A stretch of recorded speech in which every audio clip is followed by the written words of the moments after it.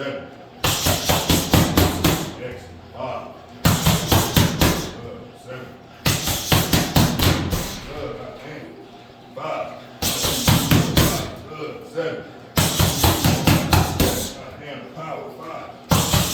5, good, 7.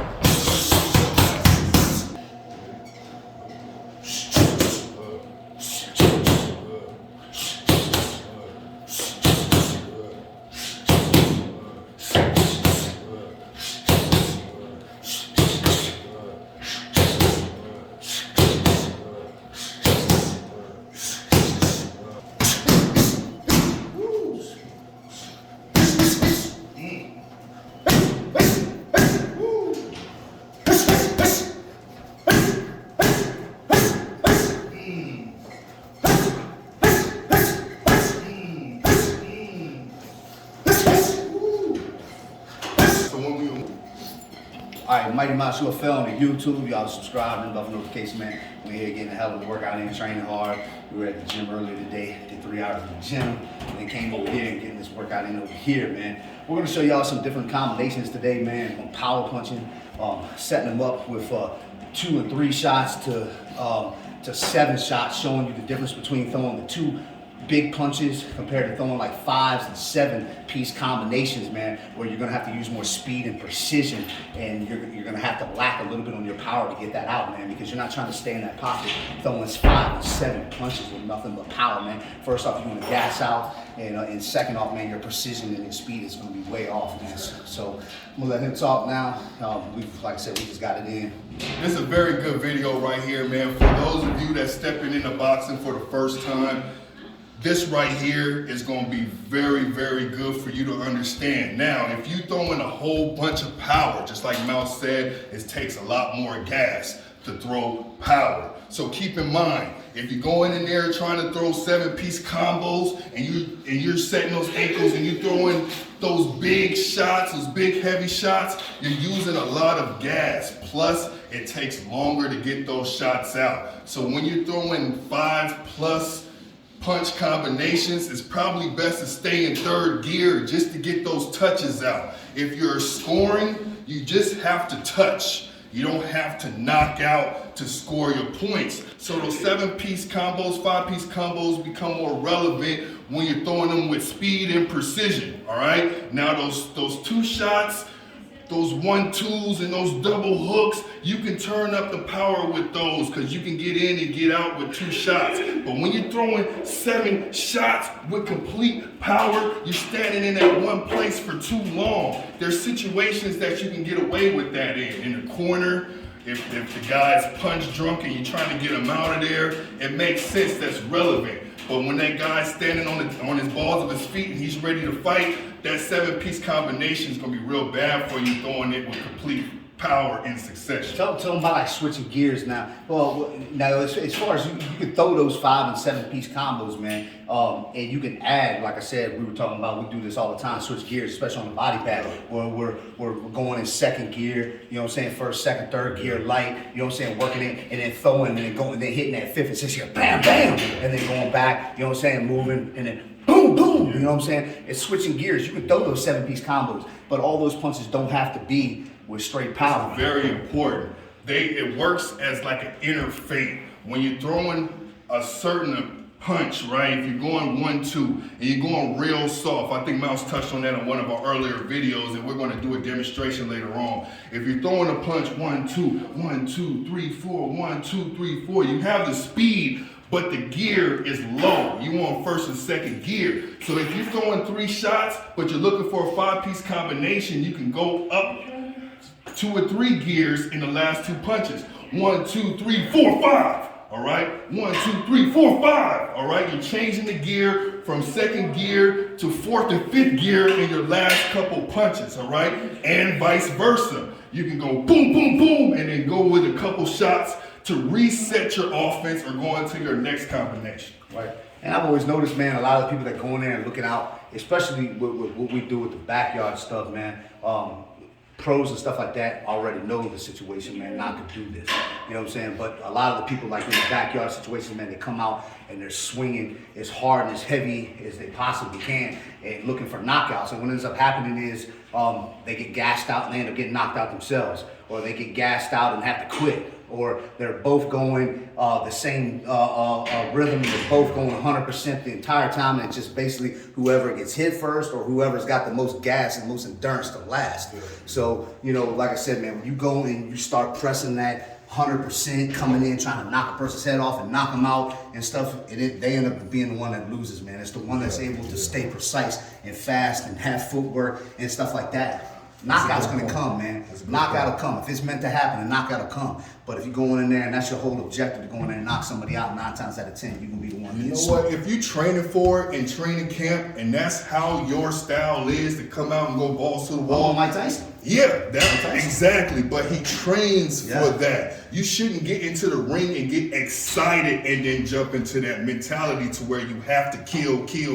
And how long was everybody was like wondering if Mike Tyson could last a certain amount of rounds because he was always knocking people out. Everybody's like, man, Mike Tyson might not be able to last 5 rounds or 6 rounds because we had never seen it. You know what I'm saying? And then when he was able to do it, he quieted everybody up. Like, this dude could go 100% for 12 rounds. You know what I'm saying? He had the gas to do it, unbelievably, but he had the gas to do it. He definitely had that Showtime ability to where a lot of people didn't get past the first round. Those shots and those blows were precise and heavy. Right. But you got to understand, he was a coach freak that nature. had him on point. It had him exactly. The crazy, constant workouts. You can look up Mike Tyson workouts and see how extensive it was to even be able to put that type of effort out each round. You know what I mean? And if you survived it, you know what I mean, you still didn't even want to get to the next round because of so much damage that you got. But he ran into some roadblocks with Lennox Lewis, Vander Holyfield, that was able to. But it took dudes a long time to learn what they needed to do. Of course. You know, and that's the same way with dudes in MMA, man. The guys that have reigned champion for so long, man, it takes a long time. But once people start being able to pick up on it and they find a way to you know, distinguish that, you know what I mean? They start training just for him. They know how to train for that stuff, man, exclusively, man. They know how to put it out. But that's a 1% person, man. For the rest of y'all, man, y'all gonna have to learn how to switch gears and really how to pick your power combos, and that's what this video here is about. Yeah. So let's start with showing them speed differentials between throwing 7 to 5 punch combinations without putting all your power into it, and then putting your power into it, so they can see how slow and how fast the same combination can be with different gears. So we're going to start first and second gear with this combination, nice love taps, just to get the points and score. Let's start with a 5-piece, 1, 2, 3, 4, 5. Very nice. Let's go with a 7. 1, 2, 3, 4, 5, 6, 7. Very good. Now we're going to put some power into it. That was very nice. He scored. It was in a reasonable amount of time. Now I want you to see the difference between how fast it is with the power. All right, here we go for 5-piece. 1, 2, 3, 4, 5. Good. Significantly, it's like twice as long. All right, now we go for the 7. 1, 2, 3, 4, 5, 6, 7. Good, especially those last 2 punches. Now that took twice as much air to get out, and it wasn't as fast and crisp. Now when you're thinking about scoring combinations over 5 punches, you don't want to put all your power into stuff like that. It costs a lot of gas. You have a lot of opportunity to miss, get countered, etc. Overextend yourself. All types of stuff, especially with a mobile fighter. Your ankles are not going to be able to move while they set, throwing the power. You're stuck in that same place. You got to know when to throw the power, how to throw the power, and what combination makes sense with the power you're trying to establish. All right, so now we're going to go into 2 shots, all right, which is much safer to throw power. You can get out in a reasonable amount of time with 2 to 3 shots. So let's work on the 4 or 5. We'll go without power, and then we'll go 2, 3, 2 with and without power. All right, so 4 or 5 without power. Boom, boom, good, nice speed. Boom, boom, good. This is something that you can get out real quick. Now with power, it's not going to be a significant difference like the 7-piece. All right, with power, 4 or 5. Good. 4 or 5. Good. Real nice, real crisp. fast. This is the ideal choice to use with power. All right? You can do this over and over and over and over again. 4-5, 3-4, 2-3. All right? With power, you can continuously get this off and still be safe, get back to defense, get ready for the counter, whatever you got to prepare for. All right. Let's show real fast, like a 5-piece where I'm gonna turn up the last 2 punches. All right, So I'm gonna set up, we're gonna change the gears. We usually do this on the body pad, but we're gonna do it real fast on you so I can show you what I mean if I change the gears. So what I'm gonna do is I'm gonna throw the 1, 2, 3, and then I'm gonna come back hard, 4, 5. So I'm gonna throw those hard, all right? So the 1, 2, 3 is just gonna be setting up for the power. All right, and you can do this with your pads, body pads, hand focus thing. Ready? Good. Now what he just did with those last 2 punches was go to 4th and 5th gear, all right? The first 3 punches was 1st and 2nd gear. You're just trying to touch. You're giving the person a false sense of security. Oh, I can handle this power. We're good. Let me relax. And then boom, boom. You get them out of there. The object of this is to make it to where they have a false sense of security, so you get those last 2 shots in with your max effort. Very good idea to showcase that right there.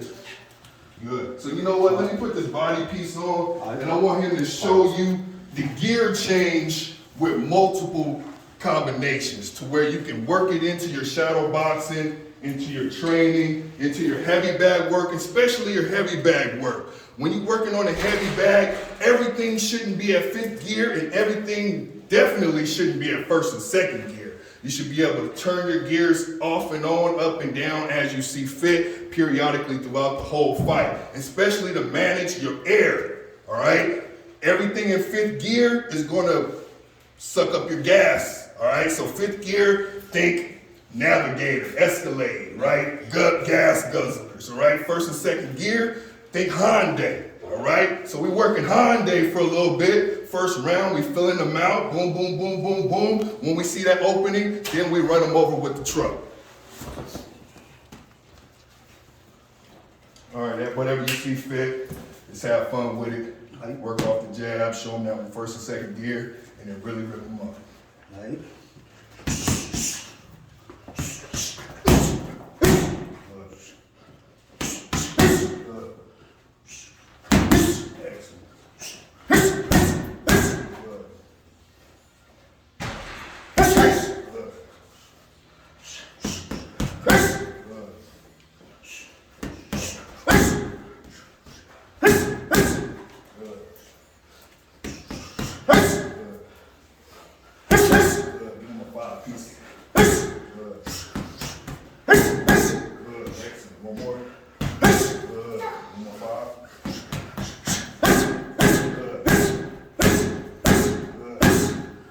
So what he's doing there is turning up, turning down, turning up, turning down, conserving his air, using his energy as he recovers it from explosive shots, all right? You're not going to turn up 5th gear all the way once again. Turn back down, recover, score, turn up when you see the opening. Facts. Look good to me. Before you put that in your back pocket, make sure you practice that in your shadow boxing, your heavy bag work. Very important to be able to go from 1st to 5th gear in the same combination. Keep your opponent thinking and off guard at all times. And remember, guys, we got a big event coming up, 18th, and on the 20th of February, Detroit versus Dallas on the 18th, Bronx versus Dallas on the 20th. Y'all show up, guns down, gloves up, and we go. So.